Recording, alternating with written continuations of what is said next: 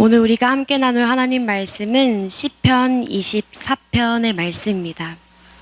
시편 24편 1절에서 6절까지의 말씀을 합독하도록 하겠습니다. 땅과 거기에 충만한 것과 세계와 그 가운데에 사는 자들은 다 여호와의 것이로다. 여호와께서 그 터를 바다 위에 세우시며 강들 위에 건설하셨도다. 여호와의 산에 오를 자가 누구며 그의 거룩한 곳에 설 자가 누구인가? 곧 손이 깨끗하여 마음이 청결하며 뜻을 허탄한 데에 두지 아니하며 거짓 맹세하지 아니하는 자로다. 그는 여호와께 복을 받고 구원의 하나님께 의를 얻으리니 이는 여호와를 찾는 족속이요 야곱의 하나님의 얼굴을 구하는 자로다. 아멘. 시편 24편은 다윗의 시입니다. 다윗이 법궤를 예루살렘으로 옮기면서 예루살렘 안으로 하나님의 법궤가 다시 들어가는 것을 기뻐하며 부른 찬가입니다. 사실 다윗이 이 법궤를 기쁨으로 옮기기 전에 어떠한 사건이 있었습니다. 시편 24편은 하나님이 세우신 왕 다윗이 하나님 앞에 교만함으로 실패했던 사건을 통해서 다시금 하나님의 하나님 되심을 인정하고 고백하고 있습니다. 또 실패한 내 삶을 회개하면서 회개로 하나님을 찾는 자들을 끝까지 돌보시는 하나님의 은혜를 노래하고 있습니다. 법궤는 하나님의 임재를 상징합니다. 모세가 하나님의 말씀대로 성막을 짓고 그 중심에는 하나님을 만나는 지성소를 둡니다. 그리고 그 지성소의 중심에 하나님의 임재를 상징하는 법궤가 있습니다. 하나님을 만나는 거룩한 지성소에서 하나님의 임재를 상징했던 법궤는 이스라엘 백성들에게는 아주 거룩한 것이고 자랑이었습니다. 그런데 엘리 시대에 블레셋과의 전쟁이 예고되었을 때 엘리 제사장의 아들들이 블레셋이 두려워서 하나님의 법궤를 들고 전쟁터에 나갑니다. 부적처럼 하나님의 힘을 이용하려다가 블레셋의 법궤를 빼앗기고 마는 일이 일어납니다. 이스라엘을 사랑하시고 약속하신 하나님이 능력이신데 이 법궤 자체가 힘이 있다고 착각한 것입니다. 그리고 내 마음대로 하나님의 힘을 이용하려다가 이스라엘의 축복인 법궤를 잃어버립니다. 빼앗긴 법궤가 이스라엘에 머무는 동안 하나님의 재앙이 블레셋에 임합니다. 하나님은 사람의 힘으로 좌지우지 되시는 분이 아니십니다. 결국 블레셋은 하나님의 재앙을 견디지 못하고 이 법궤를 다시 이스라엘로 돌려보냅니다. 결국 이 법궤는 돌고 돌아서 블레셋에서 아비나답의 집으로 옮겨지게 되는데 아비나답의 집에서 70년간 이 법궤가 머물게 됩니다. 그리고 시간이 지나 다윗이 왕권이 안정기에 들어섰던 그때에 다윗은 다시금 이 법궤를 예루살렘으로 가져올 계획을 세웁니다. 그런데 우리가 잘 알고 있는 것처럼 다윗은 하나님의 법궤를 말씀대로 옮겨오지 않습니다.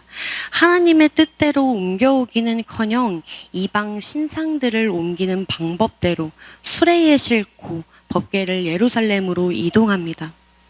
사무엘하 6장을 보면 다윗이 법궤를 옮길 때에 이스라엘 전역의 각 지파별로 3만 병씩 선발하여 법궤를 옮기는 데에 배치했다고 합니다. 법궤가 있었던 기럇 여아림이 블레셋과의 경계 지역에 있었기 때문에 다윗은 혹시 모를 기습 공격에 대비하였습니다. 대비하면서도 법궤를 옮길 때에는 하나님의 뜻과 맞지 않은 방법을 선택했죠. 다윗은 하나님을 사랑했고 늘 하나님의 얼굴을 구하던 자였습니다. 법궤를 가져오는 일에도 최선을 다했습니다. 하지만 이때의 다윗은 어떤 일인지 하나님의 뜻보다 다윗의 뜻 안에서 그리고 주어진 상황에 가장 합당한 방법으로 하나님의 법궤를 옮겼습니다. 다윗의 명령을 따라서 수레에 법궤를 옮기다가 우사가 법궤에 손을 대는 일이 일어나게 됩니다. 그래서 우사는 죽게 되지요. 우사는 아비나답의 후손입니다. 법궤가 70년간 아비나답의 집에 머물렀다고 성경은 기록하고 있습니다. 하지만 그의 후손인 우사가 이 법궤에 손을 대어 죽게 됩니다. 다윗이 법궤를 옮기는 방법도 우사가 손을 댄 것도 다 하나님 뜻에 벗어난 행동들이었습니다. 이스라엘 백성들에게 더 없는 큰 복이었던 이 법궤가 블레셋의 재앙이 되는 것은 이해가 됩니다. 그들은 하나님을 경외하지 않고 이방 신들에게 전하는 자들이었기 때문입니다. 하지만 분명히 하나님의 백성에게는 복이었던 이 법궤로 인해 우사가 죽게 됩니다. 다윗은 이 시기에 왕으로서 평안함을 누렸던 시기라고 말씀드렸습니다. 이제 법궤만 예루살렘 안으로 들어오면 모든 것이 완벽했을 겁니다. 이 법궤만 옮기면 완전한 평안을 이룰 것만 같았는데 우사의 죽음으로 인해서 다윗의 생각과는 다른 결과가 일어납니다.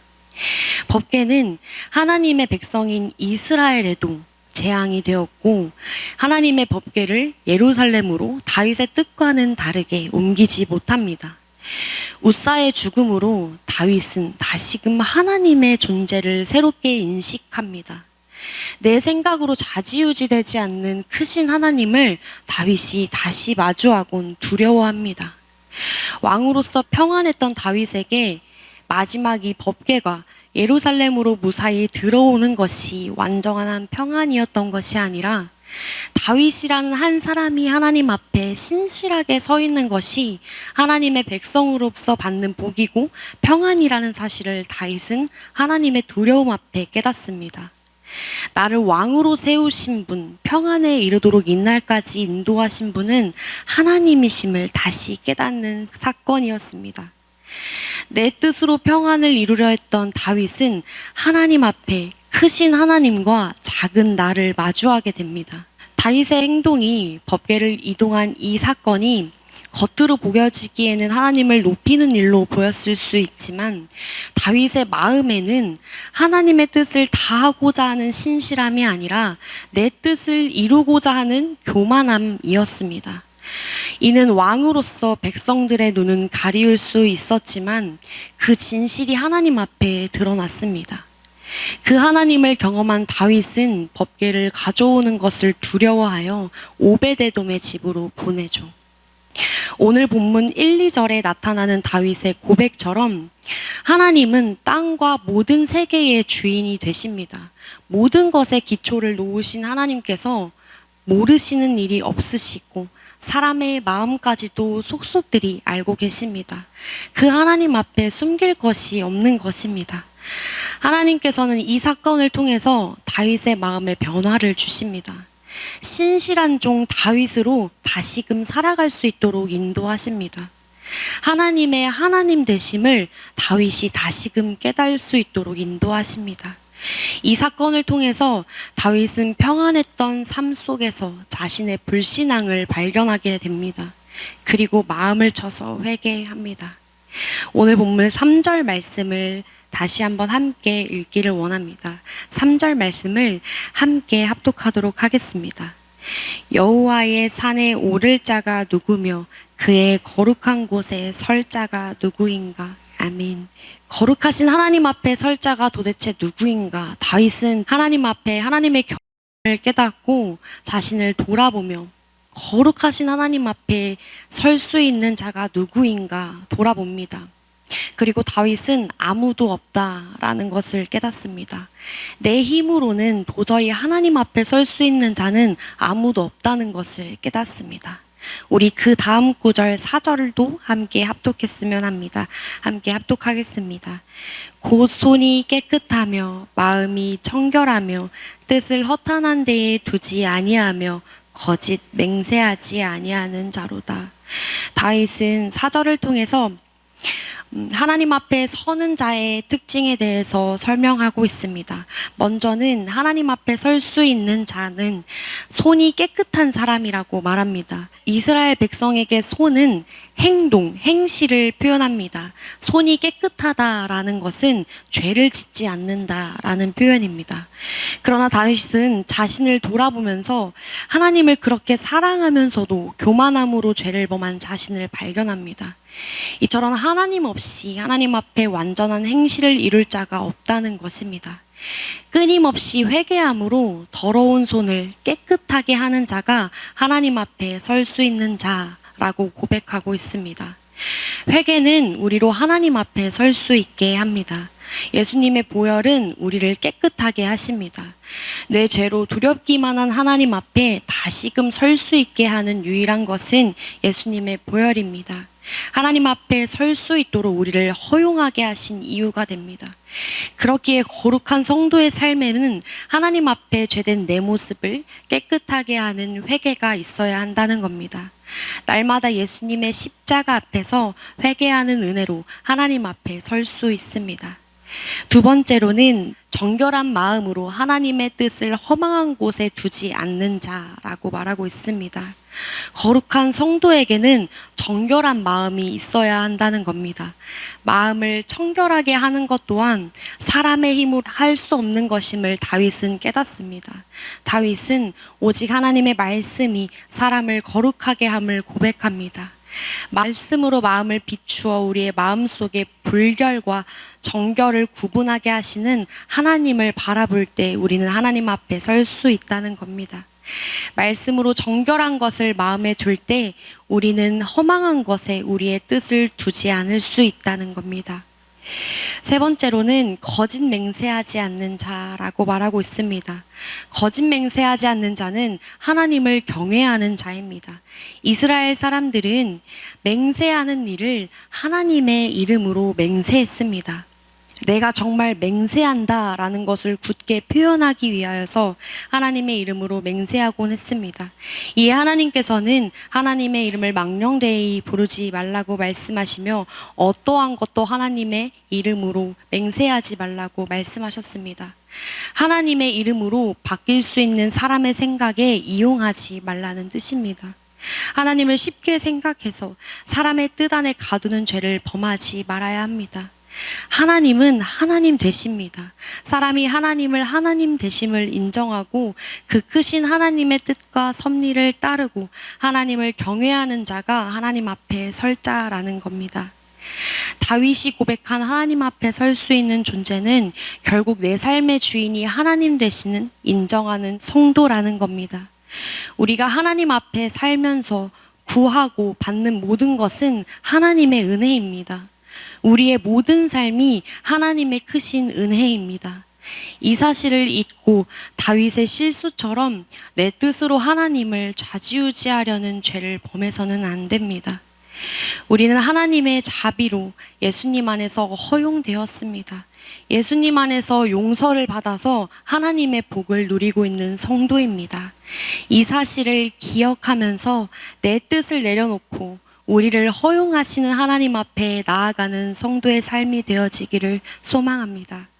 하나님 앞에 나아가심으로 하나님께서 주시는 그 거룩한 마음으로 그 뜻에 따라 오늘 하루를 살아가는 우리 되기를 소망합니다. 우리를 경건하게 하시는 유일한 하나님의 말씀 안에서 우리의 삶이 세워지고 회복되는 하나님의 크신 사랑을 경험하는 우리가 다 되기를 축복합니다. 기도하겠습니다. 거룩하신 하나님, 내 뜻과 마음으로 하나님의 뜻을 판단하려고 했던 죄된 모습들을 회개합니다. 예수님의 은혜로 하나님 앞에 나아가오니 주님 우리를 받아주시고 오직 하나님의 뜻이 내 삶을 인도하시며 회복시켜 주시는 은혜를 경험하게 하옵소서. 거룩하신 하나님의 말씀이 내 마음을 판단하여 주시고 그 말씀 안에서 범한 죄들을 깨닫게 하여 주셔서 하나님 앞에 죄로부터 돌이키는 정결을 허락하여 주옵소서. 기도로 나아가는 모든 성도들의 삶에 하나님의 회복하심이 있기를 간절히 소원합니다.